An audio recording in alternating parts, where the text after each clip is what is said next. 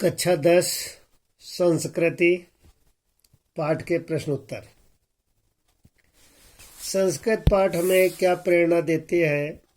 उत्तर है, संस्कृत पाठ हमें प्रेरणा देता है कि इस परिवर्तनशील संसार में सब कुछ परिवर्तित हो रहा है।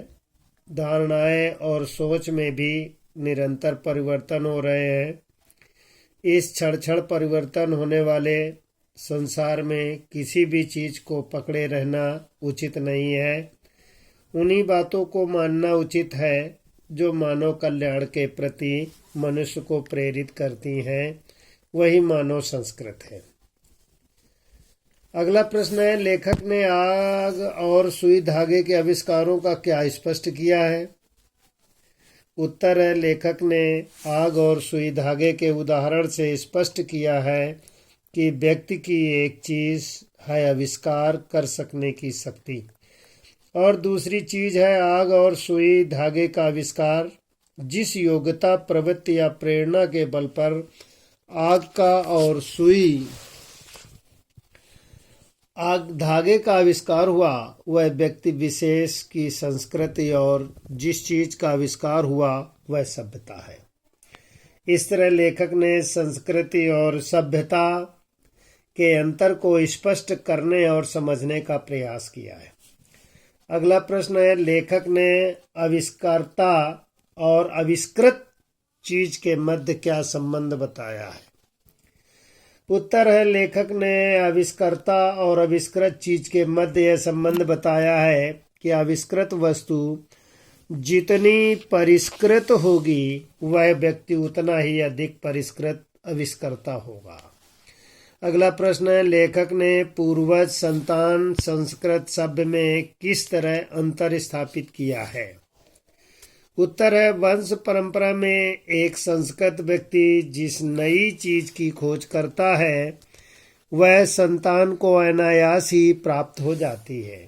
जिस व्यक्ति ने अपने विवेक से किसी नए तथ्य का दर्शन किया वह वास्तविक रूप में संस्कृत व्यक्ति है, और उसकी संतान जिसे वह चीज पूर्वजों से अनायास ही प्राप्त हो गई वह व्यक्ति संस्कृत नहीं हो सकता, सभ्य हो सकता है।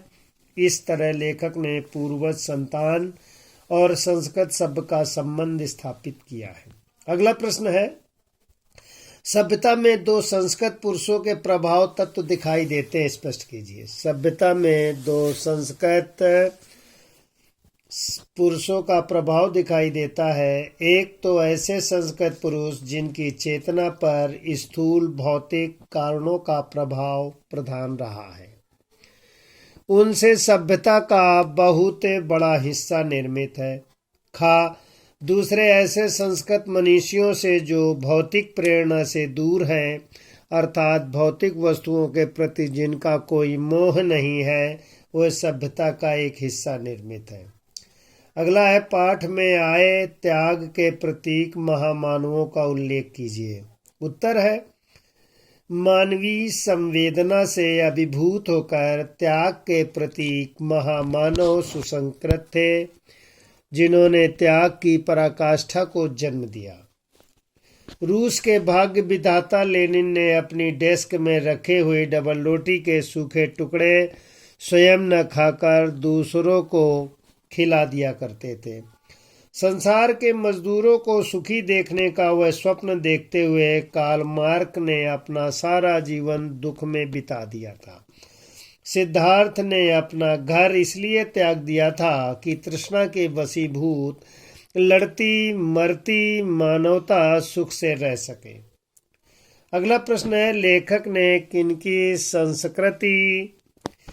किनको संस्कृत कहा है और किनको उल्लेख संस्कृत पाठ में किया है? उत्तर है, लेखक ने अपने विवेक के अनुसार कहा कि मानव की जो योग्यता आग और सुई धागे का आविष्कार करनी है वह भी संस्कृति है।